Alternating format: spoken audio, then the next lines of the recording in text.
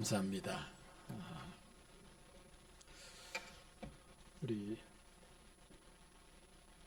김창대 장로님과 최기성 장로님 참 아주 모범적인 장로님이신 것 같아요. 들어올 때 차량 안내를 두 장로님이 나오셔서 차량 안내를 하시는데 쉽지 않은데 그죠? 근데 앞장서서 이렇게 봉사하시는 거 보니까 참 사랑누리교회는 이제 얼마 못 가서 크게 부흥하겠구나. 예. 앞장선 장로님들이 저렇게 섬기시니까 뭐 얼마나 교회가 앞으로 비전이 있습니까? 우리 유아준 목사님 섬기시는 교회에서 오늘 말씀을 전하게 된 것을 무척 감사하게 생각하는 바입니다. 제가 여러분들에게 오늘 이제 신앙 간증을 좀 하려고 하는데요. 먼저 말씀을 먼저 살펴보고 그리고 간증을 제가 하도록 하겠습니다. 제목은 내가 낳고자 하느냐. 무대는 예루살렘 양의 문 앞에 있는 베데스다 못에서 일어난 사건입니다. 한번 그림을 보겠습니다. 이게 먼저 뒤에 보낸 거를 올려주면 좋겠는데 이게 먼저 보낸 거거든. 뒤에 보낸 거를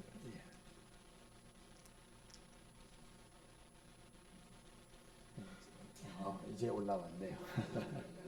예, 됐습니다.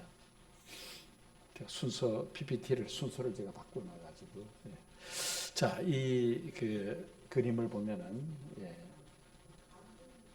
방금 그 그림이 맞습니다. 네, 좋습니다. 베데스다 못이죠. 베데스다 못. 이 못 주변에는 항상 환자들이 많이 모여 있습니다. 이유는 이 못은 어떤 전설이 있는 못이냐면은 한 번씩 이렇게 물이 솟구치는 그런 못입니다. 간헐천이라 그렇게 말하죠. 이 물이 끓어오를 때에는 천사가 하늘에서 내려와서 물이 저렇게 솟구치는 것이다. 가장 먼저 저 물속에 뛰어드는 사람은 무슨 병이든지 다 낫게 된다는 전설이 있는 그런 못입니다. 그래서 늘 이 못 주변에는 많은 환자들이 물이 움직이기를 기다리고 있습니다. 이 못에 누가 있었느냐? 38년 된 중풍병자가 있었습니다. 그 중풍병자의 모습이 그다음 이게 수동으로 이 38년 된 환자에게 예수님께서 다가오셔서 내가 낫고자 하느냐. 지금 이 말씀은 세 번역인데요. 우리 개정개혁판에는 내가 낫고자 하느냐 그렇게 말씀하시죠. 이 말씀을 하실 때 이 병자는 엉뚱한 이야기를 합니다. 직설적으로 내가 낫고자 합니다 이렇게 대답하면 되는데 그걸 간접적으로 어떻게 표현하느냐면은 물이 움직일 때 내가 들어가고 싶지만은 나를 옮겨줄 사람이 없어서 물속에 들어가지를 못합니다. 그러면서 38년 동안 이 중풍병을 앓으면서 늘 누워 지내는 그 신세에서 벗어나지 못하는 그런 안타까운 그런 모습이죠. 들어가고 싶은데 넣어줄 사람이 없어서 제가 못 들어가고 있습니다. 이 말은 낫고자 합니다 라는 말을 우회해서 올려서 표현한 것이죠. 예수님께서 이 환자에게 일어나 걸어가라. 내 자리를 들고 걸어가라 말씀하실 때 그 자리를 들고 걸어가는 놀라운 기적이 일어납니다. 자, 요 사건에서 오늘 제가 집중적으로 드리고 싶은 말씀은 오늘 설교 제목처럼 내가 낫고자 하느냐는 말씀입니다.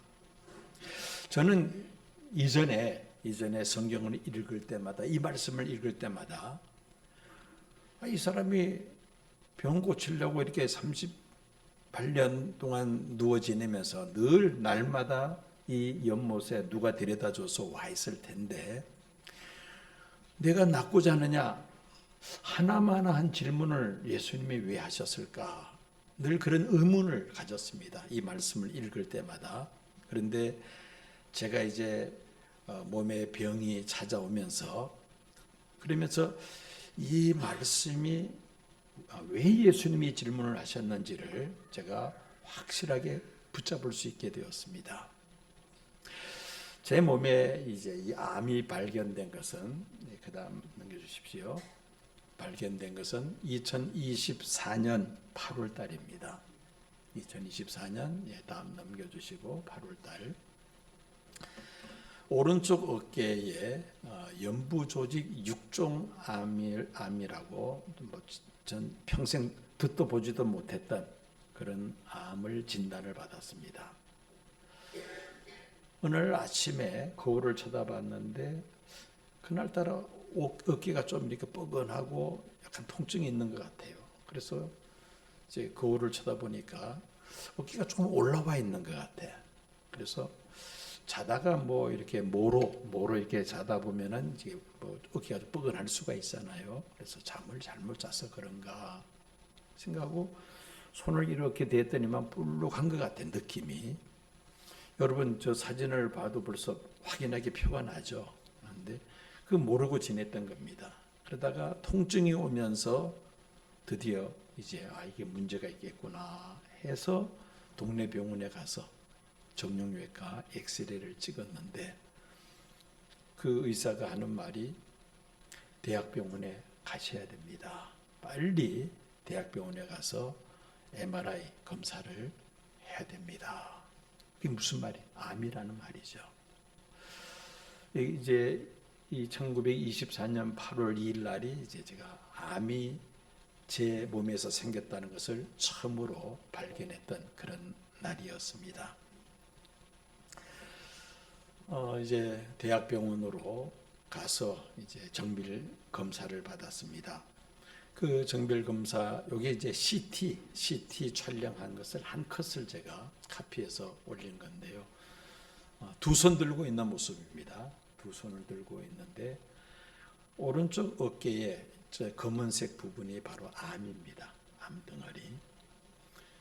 상당히 이제 그 오른쪽 등에 넓게 암이 퍼져 있는 그런 모습입니다.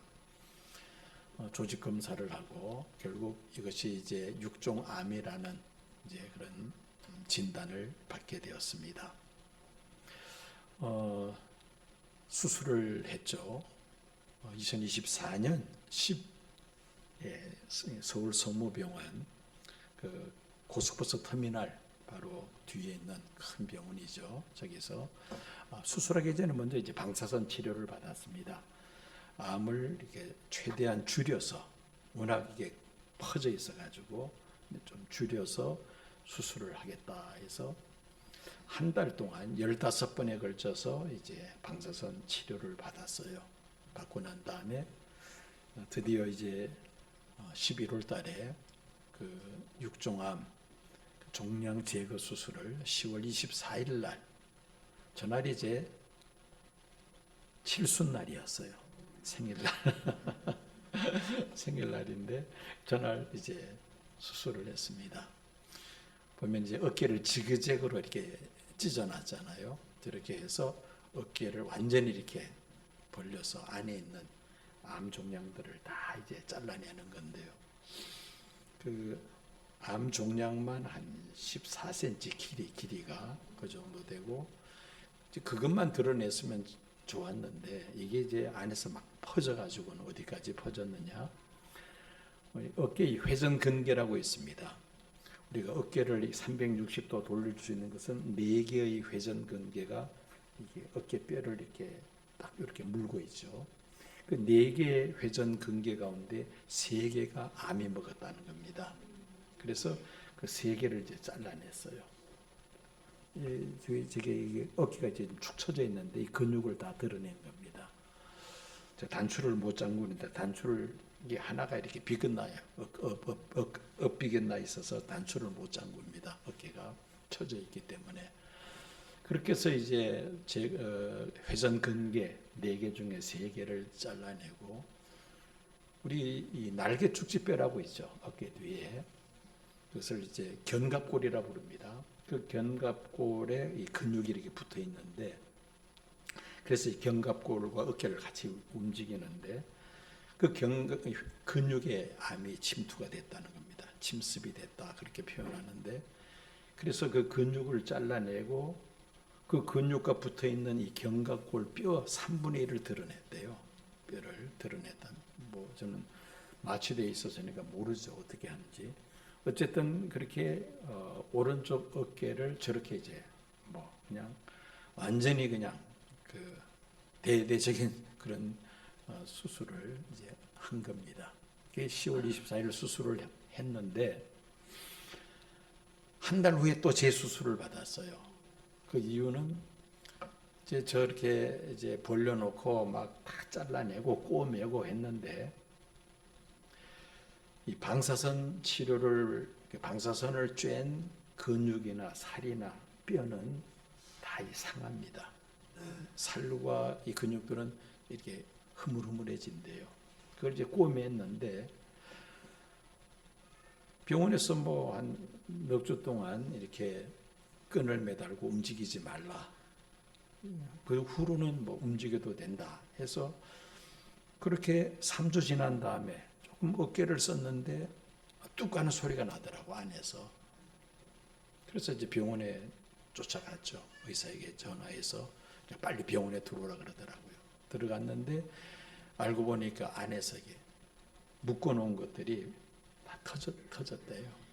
그래서 이제 재수술을 한 달 만에 바로 그 응급으로 해서 재수술을 받았습니다. 재수술 다시 이제 다 찢고 안에 꼬맨 것을 의사 말로는 더 굵은 실로 꼬맸다고 그러더라고요. 그리고 한번 수술한 자리를 또 이렇게 째고 난 다음에 잘 안 붙는데요, 이게 살이. 그래서 저 스테플러, 호치키스라 그러죠. 막 찍었어요. 이렇게 찍어서 이제 붙기를 기다리는. 어쨌든 한 달 만에 다시 이렇게 큰 수술을 두 번째 또 이제 받게 되었습니다. 저렇게 이제 해서 조금 이제 안물 무렵에 CT를 찍었어요. CT를 찍었는데 이 암이 폐로 전이가 됐다는 겁니다. 폐로. 이 암이 이사를 한 겁니다.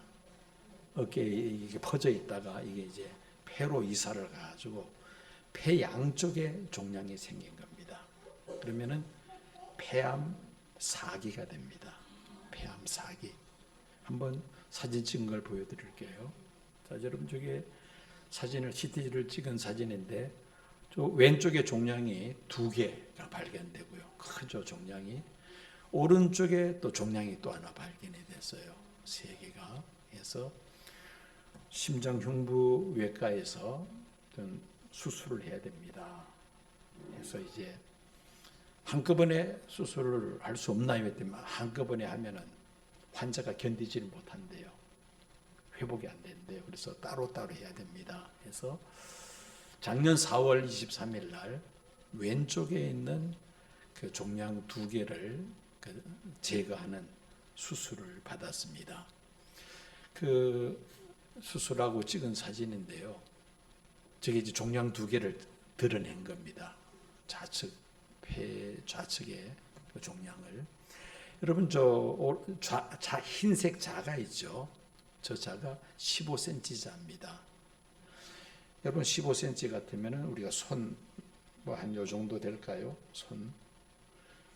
우리가 폐 길이 폭이 뭐 한 20cm 될까 모르겠습니다. 20cm 될까? 20cm 채 안 되겠죠. 왼쪽 폐 폭이. 뭐 그러니까 저렇게 이제 많은 부위를 이제 드러냈다는 거죠. 근데 이제 폐암 수술을 하면은 종양만 드러내는 게 아니라 그 종양이 들어있는 구획 전체를 드러냅니다. 그 구획 전체를.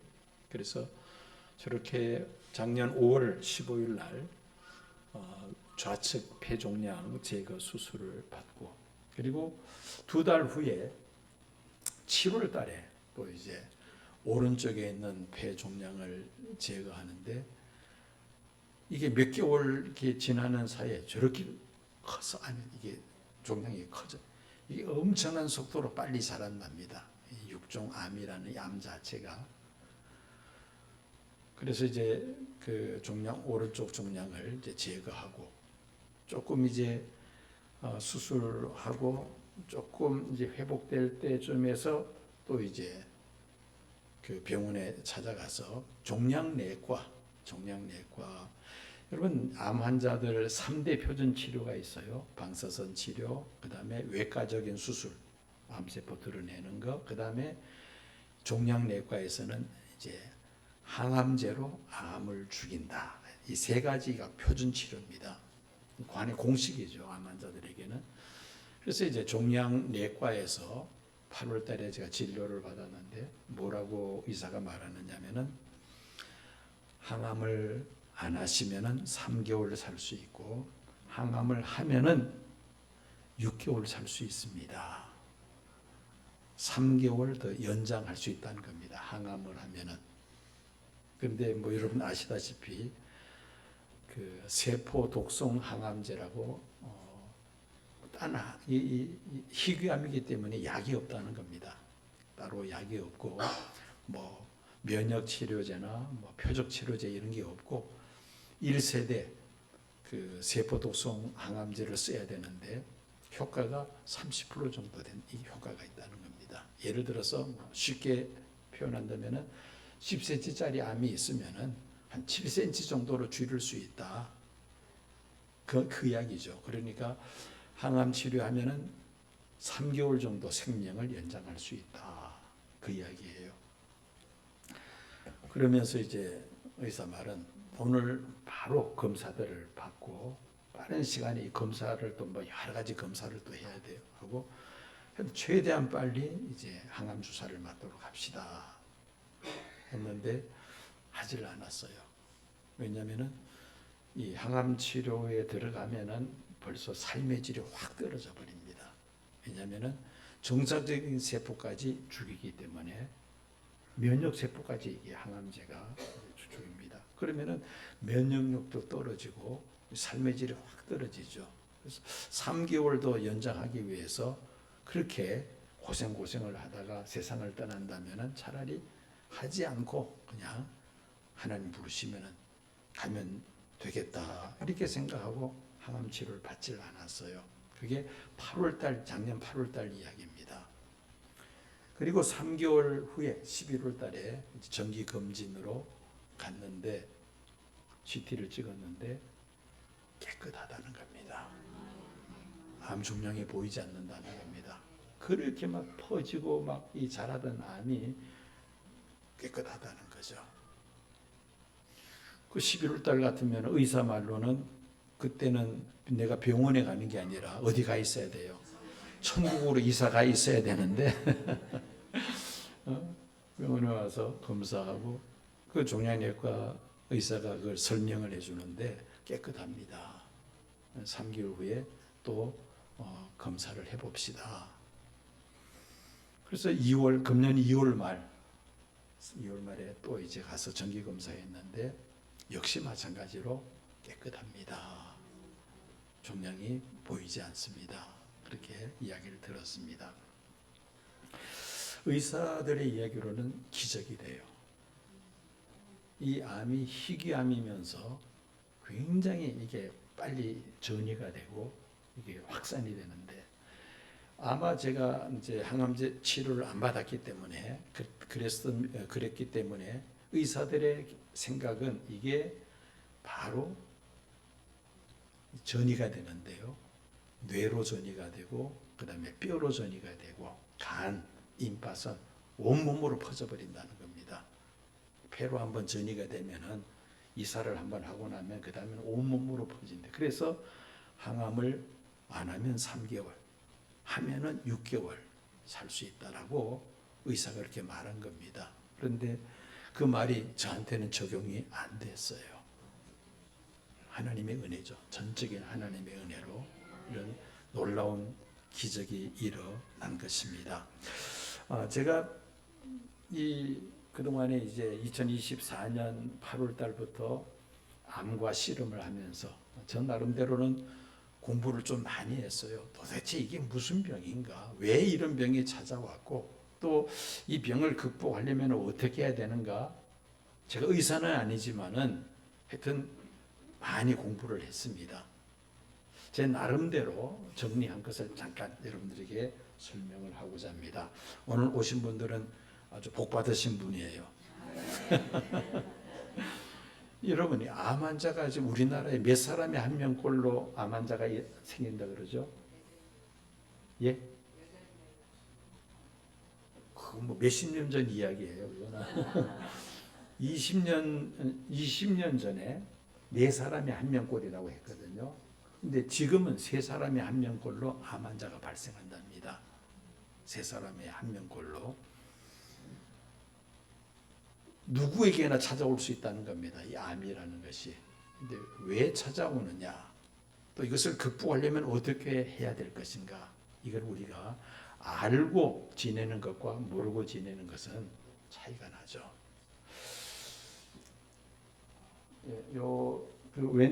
오른쪽 종양을 제거하고 의사가 저걸 절반으로 잘라서 이렇게 이제 사진을 찍은 겁니다. 저한테 보여주려고 의사가 저렇게 해서 저 가운데 노란 게 있죠. 갈색. 저게 암입니다. 저게 암이고 저 그러니까 폐의 한 구획을 드러냈는데 그 구획을 열어보니까 안에 저렇게 동그랗게 갈색 암 덩어리가 있다라는 것을 보여주기 위해서 의사가 찍은 것을 여러분들에게 보여드립니다. 2010년 타임즈 커버 스토리입니다. 1월 14일 타임즈 커버 스토리인데 영어로 Why Your DNA Isn't Your Destiny 라는 타이틀로 해서 그 특집 기사가 올라온 적이 있습니다. 이걸 이제 번역을 한다면은 당신의 DNA가 운명이 아닌 이유가 무엇이냐라는 이제 그런 그 직역한다면은 그런데 의역을 한다면은 당신의 DNA는 운명이 아니다 그런 이야기입니다. 자, 여러분들 이해하기 쉽게 한 예를 한번 들어볼게요. 여성인데 외할머니가 유방암으로 돌아가셨다. 그런데 어머니도 유방암을 앓으신다. 그러면은 그 딸 마음이 어때요? 나에게도 암이 찾아올 것이다. 왜? 무엇이기 때문에? 유전이기 때문에 나도 피할 수 없다. 이게 이제 운명이라고 이제 받아들이는 겁니다. DNA가 유전자거든요. 유전자가 이건 운명이다. 나에게도 반드시 올 것이다. 이런 생각을 가질 수밖에 없다는 겁니다. 왜? 그렇게 과학계에서는 가르쳤거든요. 생물 시간에도 그렇게 가르치고 과학 시간에 학자들이 그렇게 주장을 했어요. 유전자는 이건 변하지 않는다. 하기야 우리 이 머리카락 색깔이나 피부 색깔이나 눈동자 색깔 다 이게 유전된 거 아닙니까? 부모로부터 유전받아서 그대로 이렇게 된 건데 유전자는 변치 않는다. 이것을 이제 고정적으로 우리가 딱 생각하고 있는데 유전자가 변할 수도 있다는 겁니다. 그런 주장을 처음으로 이제 타임즈에 저렇게 발표가 됐어요. 유전자도 변할 수가 있다. 자, 그 사례를 제가 그림을 통해서 한번 보여드리려고 합니다. 자, 이게 뭐예요? 돼지. 네, 돼지 머리고기 맛있죠? 돼지. 왼쪽에 있는 것은 무슨 돼지? 집돼지고 오른쪽은 산돼지입니다.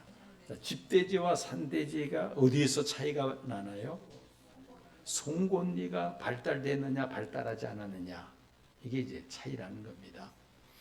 집돼지는 주인이 사료를 계속 먹이니까 송곳니가 발달할 필요가 없어요. 그런데 이 산돼지는 어떻습니까? 자기가 직접 산과들을 다니면서 먹이를 찾아야 됩니다. 사냥도 해야 되고 먹이를 찾아야 되니까 무엇이 발달할 수밖에 없어요? 송곳니가 발달할 수밖에 없다는 겁니다. 송곳니가 발달할 수밖에 없다. 그래서 학자들 가운데 그런 이야기를 합니다. 이 유전자에 대해서 뭐라고 말을 하느냐면은 이 유전자는 뜻에 반응한다. 그런 말을 합니다. 유전자는 뜻에 반응한다. 이거 여러분들 이거 외워두시면 좋을 것 같아요. 이거는 마음 꼭 기억을 하시고, 유전자는 뜻에 반응한다. 그 뜻이라는 것은 두 가지입니다. 나의 뜻이 있고요. 또 하나는 하나님의 뜻. 하나님의 뜻과 내 뜻에 유전자가 반응한다는 겁니다. 놀라운 일이에요. 바로 한 사례를 지금 제가 설명한 거 아닙니까? 또 하나 사례를 한번 들어볼게요. 코끼리입니다. 자, 왼쪽 코끼리는 인도 코끼리고 오른쪽 코끼리는 아프리카 코끼리예요. 여러분, 코끼리 하면은 머릿속에 번쩍 떠오르는 게 뭡니까? 긴 코, 그 다음에 또 이어서 상아, 그죠? 아주 멋있게 저렇게 솟아나 있는 상아. 저 상아가 엄청 비싸답니다. 그런데 인도 코끼리는 저 상아가 그대로 이렇게 발달이 되어 있는데, 아프리카 코끼리 가운데는 상아가 짧거나 상아가 없는 코끼리가 나온다는 겁니다. 그것을 동물학자들이 연구를 합니다. 왜 이런 현상이 생기느냐 연구를 했는데, 그 결과 아프리카에는 내전, 각 종족 간의 내전이 많이 일어났고 지금도 싸우고 있어요. 종족들 간에. 여러분, 전쟁하려면 뭐가 있어야 돼요? 예? 전쟁하려면 뭐가? 무기가 있어야 되잖아요. 무기. 그럼 무기를 살려면 뭐가 있어야 돼? 근데 이 아프리카 가난한 종족들 돈이 없잖아요. 무기를 사기 위해서 코끼리 사냥을 합니다. 코끼리는 국제적으로 밀렵이 금지되어 있는 동물이거든요. 그런데 전쟁을 하기 위해서는, 무기를 사기 위해서는 저 코끼리를 밀렵을 하는 겁니다. 죽여서 상아만 뽑아내서 상아를 팔아서 무기를 산다는 겁니다. 저 집채만한 코끼리가 쓰러져 죽어 있는데 무엇이 없어요? 상아가 빠져 있습니다. 그 야생에 죽어 있는 그 사체를 누가 봐요? 코끼리 가족들이 봅니다. 지나가면서 코끼리 가족들이 보면서 무슨 생각을 하느냐? 상아만 뽑아가 버렸으니까 상아가 없으면 안 죽었을 텐데. 특별히 암컷들, 새끼를 가진 암컷들은 내 뱃속에 있는 새끼는 상아 없이 태어나면 좋겠다. 이런 생각을 본능적으로 가진다는 겁니다. 본능적으로. 그러다 보니까 상아가 짧거나 심지어 없는 그런 코끼리도 나온다는 겁니다. 그래서 나오는 말이 유전자는 뜻에 반응한다. 생각에 반응한다는 것이죠. 여기서 이제 우리가 생각을 어떻게 하느냐 참 중요합니다. 생각을 어떻게 하느냐. 또 여기서 그 뜻은 한 가지, 우리 믿는 사람들은 하나님의 뜻. 하나님의 뜻. 우리를 향하신 하나님의 뜻은 암으로 고생하다가 죽어라, 그 하나님 뜻입니까?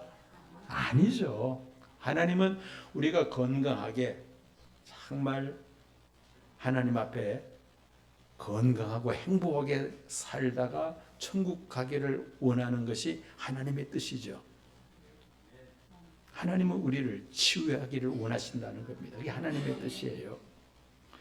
그 하나님의 뜻과 나의 뜻이 같이 그것이 맞물릴 때에 유전자도 변할 수가 있다는 겁니다. 저는 확신을 해요. 제 몸에 막 암이 막 이렇게 퍼져가지고 폐에 생기고 막 이게 막 커지고 또 이게 온몸으로 이제 퍼지는 과정인데, 하나님께서 그 모든 암세포들을 다 종양을 소멸시켜 주셨다. 저는 그렇게 확신을 합니다. 우리가 어떤 생각을 하느냐, 하나님께서 반드시 나를 고쳐주신다. 그 믿음, 하나님의 사랑, 그리고 그 확신을 우리가 가져야 되겠다는 겁니다.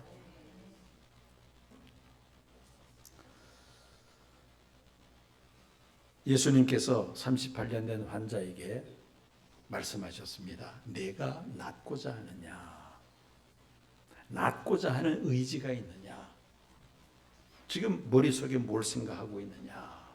어쩌면은 38년 동안 이렇게 늘 이 베데스다 못에 찾아오긴 옵니다마는 넣어줄 사람이 없어서 번번이 자기는 들어가지를 못하고 나는 이렇게 살다가 이제 죽는가 보다 아마 포기했을지도 모릅니다.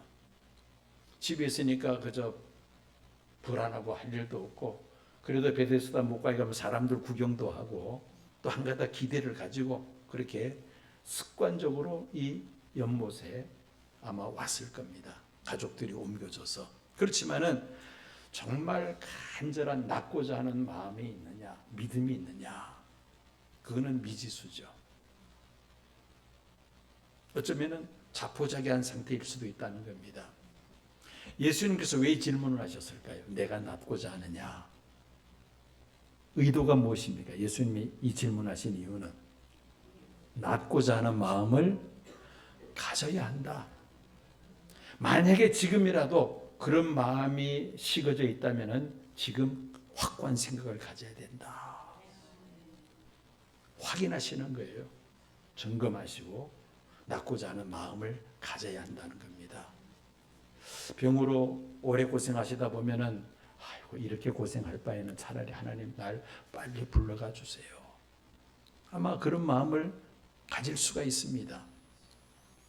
그래 가지고는 못 고친다는 겁니다. 내가 낫고자 하는 간절한 마음, 또 하나님은 나를 치유하시는 분이시다. 나를 사랑하시는 분이다. 그 믿음을 가지고 하나님 앞에 구하라는 겁니다. 예수님께서 일어나 내 자리를 들고 걸어가라 말씀하실 때 이 사람은 일어나 걷게 됩니다. 여러분에게 한 분을 제가 소개해 드리려고 합니다. 이승복이라는 의사입니다. 이승복. 이분은 미국으로 이제 어릴 때 이민을 간 미국에서 그런 분들을 이민 1.5세라고 부릅니다. 어릴 때 이민을 가서 거기서 교육받은 사람들. 미국에서 태어난 사람은 2세라고 부르죠. 근데 이 사람은 어릴 때 미국으로 부모님 따라 이민을 가서 고등학교 3학년 때에 무엇을 했느냐면은 체조 선수였는데 미국 올림픽 체조 상비군으로 선발이 됩니다. 그러면은 미국에서는 고등학생들 중에서 학생들 중에서는 최고의 체조 선수였다는 것이죠. 상비군으로 선발이 되어서 이제 맹훈련을 합니다. 올림픽 경기에 나가서 금메달을 얻기 위해서 공중 회전 돌기를 하다가 그만 잘못 착지를 해서 목이 부러집니다. 목이 부러지면은 사지마비가 되어버리죠. 신경이 이 목뼈를 통해서 온몸으로 내려가는데 얼굴만 움직이지 몸은 전혀 움직이지 못하는 그런 신세가 되고 말았어요. 그런데 이 이승복이라는 그 당시에는 이제 학생이죠. 믿음이 참 좋았습니다. 그리고 낫고자 하는 의지가 아주 강했습니다. 그래서 재활을 하게 됩니다. 얼마나 치열하게 재활을 했겠어요. 그러면서 그 뉴욕의 명문대학인 뉴욕 대학에 입학을 하게 되고 그 다음에 콜롬비아 대학을 통해서 나중에 미국 하버드 그 의과대학의 부속 병원에 재활을 이제 거기서 인턴으로 수석으로 이제 그 졸업을 합니다. 그리고는 세계에서 최고의 병원이라고 불리는 존스 홉킨스 병원에 재활의학과 수석 의사로 많은 그런 재활받는 환자들을 돌보는 그런 일을 이분이 하고 있습니다. 아직도 몸이 완전치는 않죠. 그렇지만 어느 정도는 이제 움직일 수 있다는 겁니다. 저렇게 휠체어를 타고 다니면서 재활을 위해서 입원한 환자들을 직접 상담도 하고 치료해 주는 그런 역할을 한다는 겁니다. 본인의 그 강력한 의지, 다시 일어나고자 하는 의지와 하나님의 역사가 같이 할 때에 저는 놀라운 기적이 일어난다는 겁니다. 자, 다시 한번 이제 그림을 봅니다. 예수님께서 38년 된 중풍병자에게 내가 낫고자 하느냐. 이 말씀은 오늘 저와 여러분들에게 주시는 말씀입니다. 내가 낫고자 하느냐. 뭐 저처럼 그런 난치병뿐만 아니라 여러분들 가정에 어려운 문제, 뭐 재정적인 문제, 부부간에 또 부자 자녀들과의 갈등, 또 인간관계에서 여러 가지 마음의 상처를 받고 괴로워하시는 분들, 그냥 이 자리에서 그냥 자포자기하고 낭망하고 그렇게 앉아 있어서는 안 된다는 겁니다. 예수님께서 우리에게 찾아오셔서 말씀하십니다. 내가 낫고자 하느냐. 지금 그 절망적인 어려운 상황 속에서 일어서기를 원하느냐 우리에게 질문하십니다.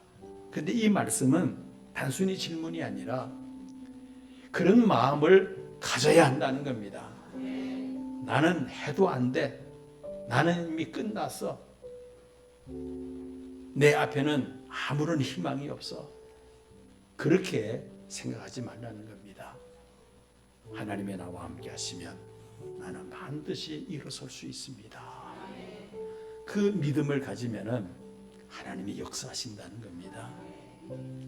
예수님께서 이 38년 된 환자에게 일어나 내 자리를 들고 걸어가라 말씀하실 때 38년 동안 이 중풍병자를 움직여왔던 그 자리를 환자가 이제는 말아서 그 자리를 들고 걸어갑니다. 완전히 새로운 삶이 시작이 되었다는 말씀입니다. 정리합니다. 여러분, 우리가 기적을 이야기합니다. 기적을 이야기하는데 이 기적은 어떨 때 일어나느냐? 기적은 하나님의 말씀에 그 다음에 우리의 믿음으로 순종할 때 기적이 나타납니다. 아무리 하나님께서 기적을 일으키시고자 하신다 하더라도 여러분들이 믿음으로 순종하지 아니하면은 기적이 나타나지 않는다는 겁니다. 설령 기적이 일어난다 하더라도 그것을 본인이 기적으로 생각하지 않아요. 뭐 그냥 저절로 된 거다. 저절로 됐다. 그렇게 생각을 한다는 겁니다. 예수님께서 이 환자에게 말씀하십니다. 14절을 보면은요. 더 심한 것이 생기지 않게 다시는 죄를 범치 말라 말씀하십니다. 저는 기가 찬 말씀이라고 생각이 들어요. 그냥 일어나 걸어가라 해서 거기서 끝난 것이 아니라는 것이죠. 더 심한 것이 생기지 않도록 죄를 짓지 말라. 여러분, 이 자리에 계시는 분들 중에는 암으로 투병을 하다가 치료를 받아서 이제 건강을 회복하신 분들도 아마 계시리라 생각이 됩니다.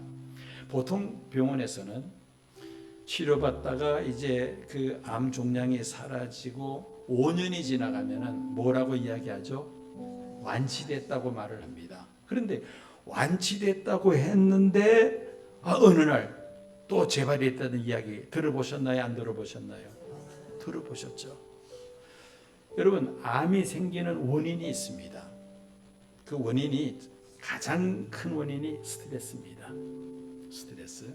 그 다음에 이 잘못된 생활 습관, 또 그 음식, 먹는 음식, 그 다음에 환경, 이런 것들로 인해서 우리 몸에 유전자가 변이가 된 겁니다. 그게 암이에요. 유전자가 변이된 것이. 현대 과학 그 표준 치료를 통해서 암세포를 수술로 잘라내고 방사선을 쬐서 뿌리까지 죽이고 또 뭐 항암 치료해서 암세포를 다 없앴다 하더라도 그 암의 원인이 되는 그런 여러 가지 환경이 다시 그 속으로 우리가 들어간다면 또다시 우리 몸에는 암이 발생할 수밖에 없어요. 건강한 사람 몸에서도 매일 암세포가 발생하고 있습니다. 암세포가 나오고 그걸 면역세포, T세포가 그걸 다 잡아먹으니까 그것을 이제 극복을 하는 건데요. 그 환경, 그 잘못된 아까 말씀드린 그 이유 때문에 암세포가 변이 돼서 암이 됐는데 또다시 완치됐다고 했는데 아이고 이제 난 됐구나 하고 다시 옛 습관으로 돌아가면 또다시 우리 안에 암세포가 생길 수밖에, 종양이 생길 수밖에 없다는 겁니다. 그래서 완치됐는지 뭐 7년이 됐다, 그 다음에 10년이 됐다는데 또 재발이 돼가지고, 근데 재발되면 아주 상황이 나빠집니다. 아주 힘들어져요. 그래서 고생하시는 분들 우리 주변에 종종 있습니다. 바로 예수님의 이 말씀을 기억해야 돼요. 다시는 죄를 짓지 말라, 옛 습관으로 돌아가지 말라는 겁니다. 원인을 바로 알고 이제는 거기서 벗어나서 새로운 삶을 살아야 한다는 겁니다. 설교의 결론을 맺습니다. 여러분들에게 오늘 주님은 말씀하십니다. 내가 낫고자 하느냐. 가정마다 문제없는 가정이 없어요. 보기는 멀쩡해도 다 문제를 안고 살아가는 우리들이 아닙니까? 그 어려움 속에서 내가 일어서고자 하느냐, 극복하고자 하느냐, 그 의지를 주님이 우리에게 말씀하십니다. 하나님은 우리를 치료하기를 원하시는 사랑의 하나님. 예수님께서 찾아오셨잖아요. 38년 중풍병자에게. 마찬가지로 우리에게 말씀으로 찾아오셨습니다.